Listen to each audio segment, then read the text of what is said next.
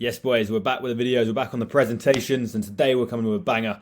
The real secret to making progress in the gym, how to stop wasting time. I wasted so much time when I first started, and I'm going to save you guys a load of time if you pay attention and take some notes. I would encourage getting the notepad out for this one because we're going to drop some game.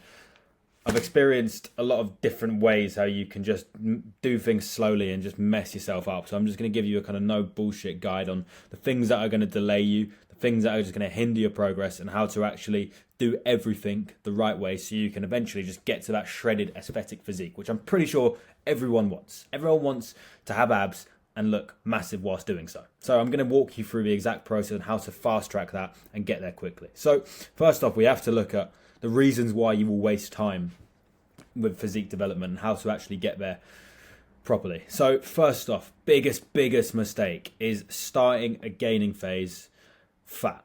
If you start a bulking phase and you cannot see your abs, you're not shredded, you're not getting looks and people are going, fucking hell, you're lean, mate. You're in trouble. The reason why is because if you want to build muscle, it takes time.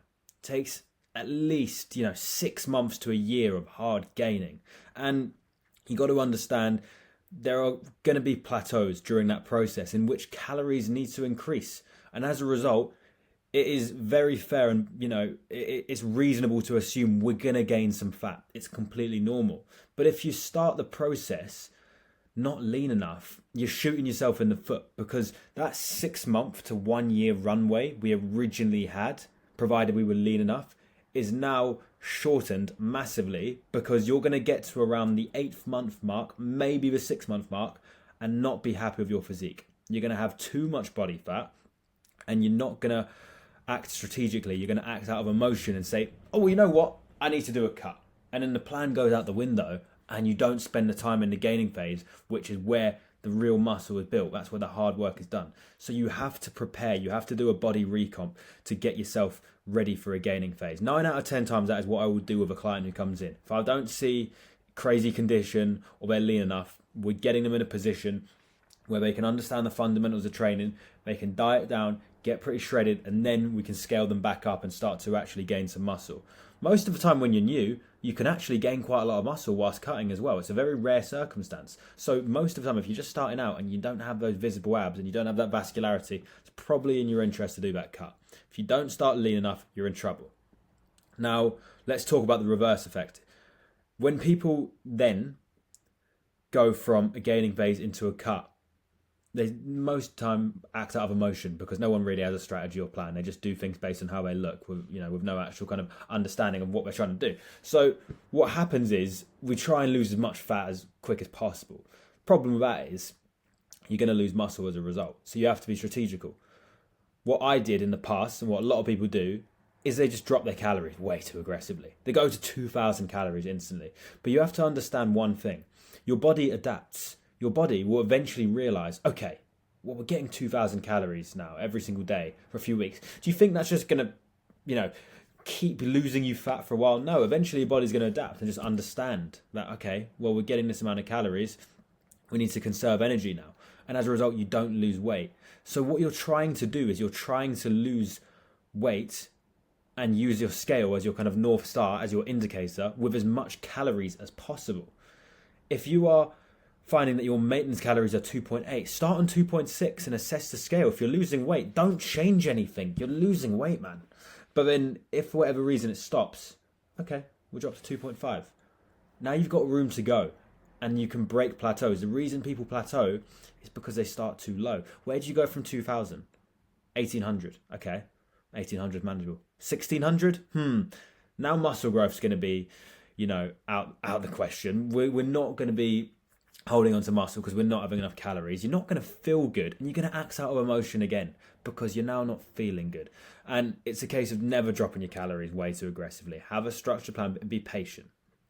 My last point, be patient. Third of all, you're not tracking your weights or training properly for growth. Remember, if we're in a gaining phase and we're having a calorie surplus and we're using this, we need to be making sure that we have the first input in place, training intensity. That's where you actually stimulate growth. So if you're not tracking your weights and you're doing the same weight for 4 sets of 10 every single week, why on earth would an adaptation occur? It wouldn't.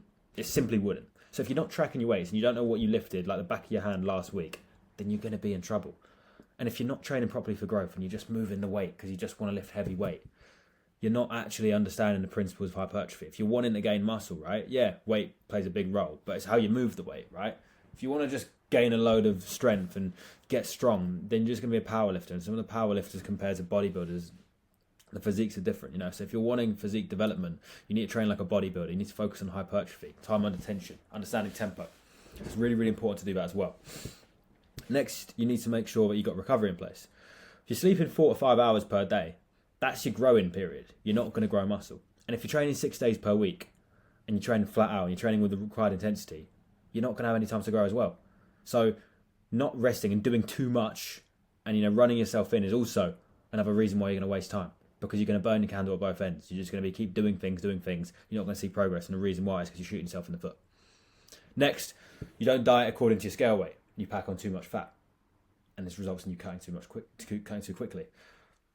Remember, you need data to analyze. So if you're in a gaining phase and your maintenance is 2.8 and you start at around 3,000 and you're gaining weight, you milk those calories until you stop gaining weight and you let the scale indicate what you do. You don't just up your calories because you want faster progress. That's just stupid. That's acting out of emotion. And guess what happens? Your body was already gaining weight with a 2.8 and now it's getting an extra 200 calories per day for no reason. It doesn't know what to do with it. So what does it do? It stores it with fat. And because you have that habit, you're going to keep doing it over and over again and you're going to get fat too quickly, which then results in you cutting too quickly.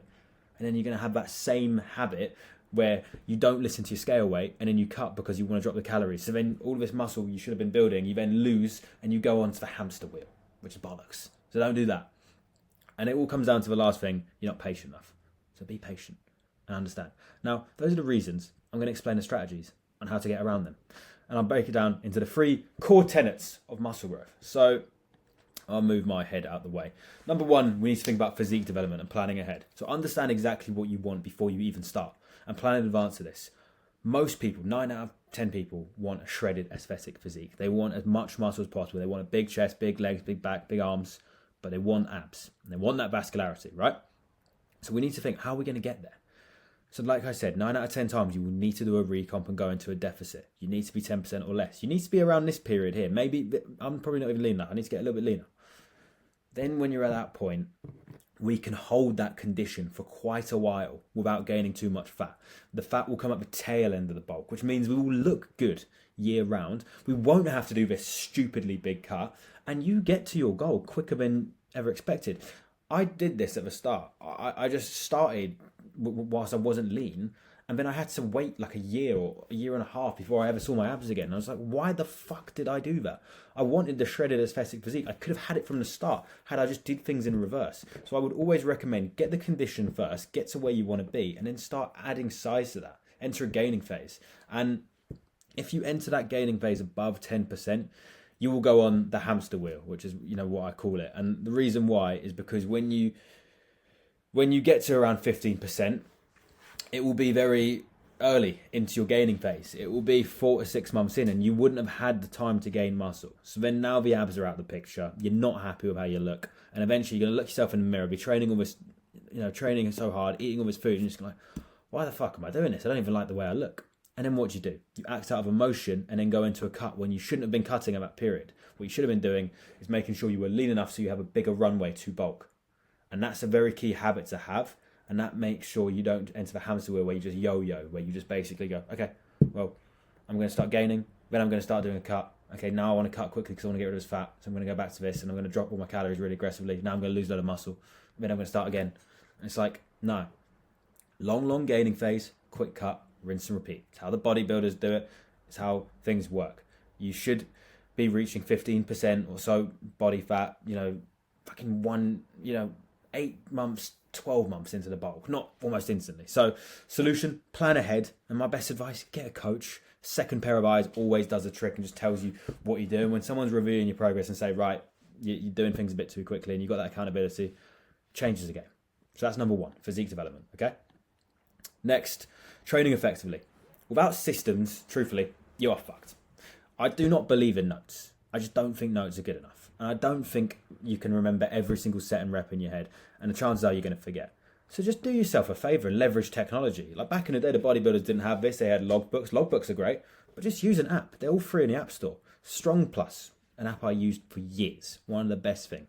Get an app to track progress. Write notes on the exercise of things that you've learned and you need to improve. Okay, the cable stack was pretty good at this height when I was doing my cable flies. I'm going to keep it there. Good notes remembered last time. Then I thought, okay, well, I did 40 kg for 10. The targeted rep range is 8 to 10. We should probably go to 42.5 next week. And as a result, you're going to consistently get stronger. And you're going to consistently get bigger as a result. Because the stronger you get, the bigger you get. Very simple. Provided you have time under tension and you understand how to train. So when we're training like a bodybuilder, we're trying to build muscle, right? Fuck the ego. Leave it at the door. Like, you want to lift heavy weight. It's definitely necessary. Eventually you need to lift some heavy weight. But you got to focus on tempo and time under tension. You got to realize the longer you are putting your muscles under stress for, the more stimulus you are going to get out, the more they're going to grow. Now, it's going to become a little bit more difficult the heavier you lift, but you want to have those foundations locked in nice and early. And the person who can just leave their ego at the door and understand this is the person who's going to grow the most amount of muscle. More often than not, you see a lot of people just lifting and pushing heavy weight, but their physique does not reflect the weight they are lifting. And most of the time, the bigger guys are lifting less weight than these people. And the reason why is because hypertrophy comes down to time under tension. And, you know, when you're doing 6 to 7 second reps, it's quite difficult when you're lifting very, very heavy weight. So you'll have to drop the weight as a result. And in return, you'll get the muscle growth that you're after. So just think about that and be strategical. Most importantly, this is something I always have to remind myself. Keep learning and never ever think you know everything.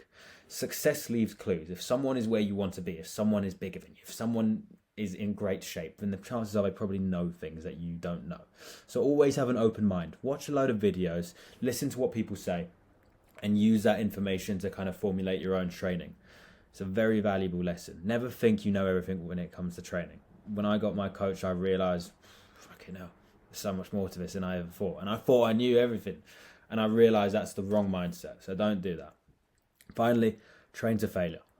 I don't understand people who don't train to failure. Just go, not only just for the physical aspects, there's evidence to suggest that, okay, 2 reps in reserve still correlates to the same gains, but fuck it. Like, it's about the mentality. Push past your mind's limits and progress. Make it a game. If you keep training to failure every single week and you keep upping your lifts, you're getting stronger and you will build muscle. That's how you train like a pro. Lastly, review your sets and film to improve. I do this all the time because of content, and I watch my form on a weekly basis. And I make sure I can make little improvements. I see, right, is my arm path in the right place? Am I doing things slow enough? And 9 out of 10 times, you will basically see from your form whether you're executing the movement correctly or not. And if you are rushing the movement, you know, sometimes you can't see that because you're so invested in the set. But when you watch it back and you think, okay, I want to post this on my story, you go, right, shit, I probably can't post that on my story because I was just rushing it and my form was so bad. So reviewing your sets, just like, you know, athletes watch game footage, is key. It's just a little extra step you can do that can just take you to the next level, and I highly recommend it. And keep doing it just to make sure that you're not, you know, consistently making this mistake of just upping the weight and just forgetting your form. Because remember, at the end of the day, without the form, without the tempo, time and tension, you're not going to gain that muscle. That is how you waste time. When you just keep upping the ladder, keep getting, you know, higher and higher in weight, thinking you're making progress, but actually you left things on the table with your form. So you weren't actually stimulating enough growth. Remember that. That's how you train effectively. Now, let's talk about dieting. Dieting like a pro. Not even lean enough there. But the number one rule is don't get fat. Just don't get fat, whatever you do. With a gaining phase and with a dieting phase. If you do everything right, you should not be gaining fat. The reason why is because your goal is for foods to be used. Everything you put in your body should be used. If there's extra stuff that you do not need, it will be stored. And guess what will get stored as? Fat. So what do you need protein for? Well, you need a certain amount of protein based on your body composition. I typically go for 1.2 per pound of body weight. If I weigh 170 pounds, I need 204 grams of protein. So then I work out what that is in calories. Well, 4 grams per gram of protein. So 4 calories per gram of protein. So 204 times 4. That is 816. So 816 of my calories will be distributed for protein. Okay, cool. Then we need enough fats for health and hormonal balances, even proven for testosterone. All of this stuff, you can't just rule out fats. That's not a thing.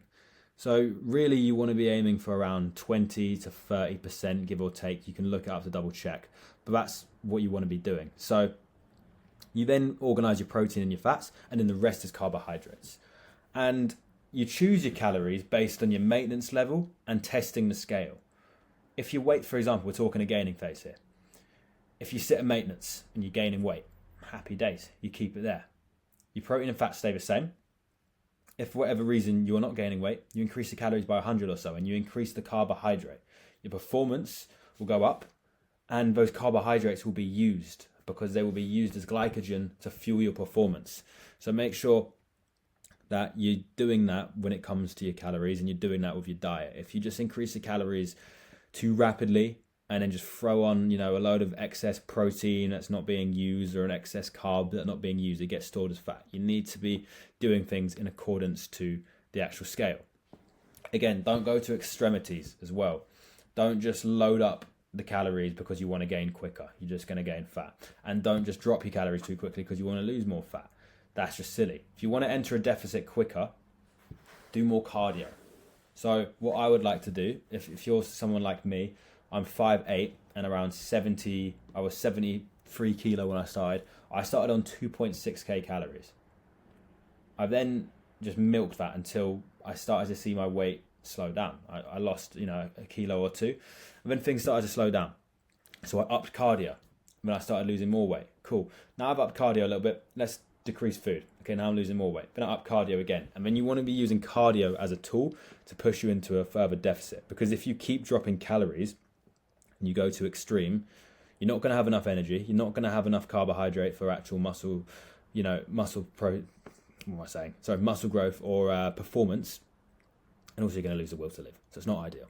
And when you're gaining, position yourself in a smaller surplus. Just use the scale weight as your north. So that's probably the best piece of advice. Don't do things that are emotion. Use your scale weight and listen to that. If you do that, you won't waste time and you will gain accordingly. Aiming for, 0.5 to 1 kilo of fat loss per week, dependent on your goal, and around 0.5 kg of muscle growth or gain or scale weight gain per week as well. That's a really good aim. That's what I would go for. And just use that scale weight and take things slowly. Be patient. One of the key habits here. That's how you don't waste time. Now, number 4, recovery and rest. And this is the last thing I want to talk about. This is where muscle is grown. It's not when you brush your teeth. It's not when you eat. It's not when you train. It's when you rest. If you want more muscle, prioritize your sleep. If you're getting 5 hours sleep per night, you're not going to grow much muscle. If you're getting 8 to 9, you're in a position to be growing more muscle. Not to mention the quality of sleep you're going to be getting, your cognitive function, testosterone, all of it. This is produced in your sleep. It's one of your biggest superpowers. So you need to use it to your advantage. And the second thing we need to think about is your nervous system and actual muscle repair. Stop training 6 days per week. If you're training to the specified intensity we spoke about, you're training to failure, and you're doing everything with the right time under tension and tempo, you can't be training 6 days a week. Because if you're lifting heavy weights and you're an advanced lifter, then it's going to become difficult. You're going to be putting too much stress on your central nervous system. Think about it this way. You're benching 100 kilo one day, but the next day you're pulling 100 kilo. Then the next day you're squatting 100 kilo, deadlifting. Yeah, muscles recover, right? But it's the same nervous system. It's the same spinal cord. Eventually it's just too much weight. And you will see this when you hit plateaus. It's why a deload week work. It's why when you take a week off, you go on holiday, you come back stronger. It's because your body gets that rest that it needs. Progress isn't just linear. Sometimes you need to take a little step back to go that next step forward. Think of a little stock shot. Nothing ever just goes, to the fucking moon. It goes up, comes down a little bit, and it goes back up again. That's exactly what happens with your growth. So you've got to be thinking about that. And create a split that allows you to kind of train 4 to 5 times per week whilst training everything twice. That's kind of what I'd aim for. When you first start now, you can just get away with anything, to be honest. But as you progress and you become more of an advanced lifter, you really need to make sure that you're training everything twice. Really good split, just push, pull, legs, rest, push, pull. You can throw in some kind of quad work on the push session. You can throw in some hamstring and glute and calves work on the pull session as well. What I like to do is push, pull, legs, rest, then push and arms, and then I do posterior chain. So I'll throw in some hamstrings here, and then there'll be a lot of quad work on that leg day. So that way I train my legs twice, train push twice, and then on that pull day there's a lot of posterior chain day, there's a lot of back work. So I'm training back twice. And that really seems to work for me.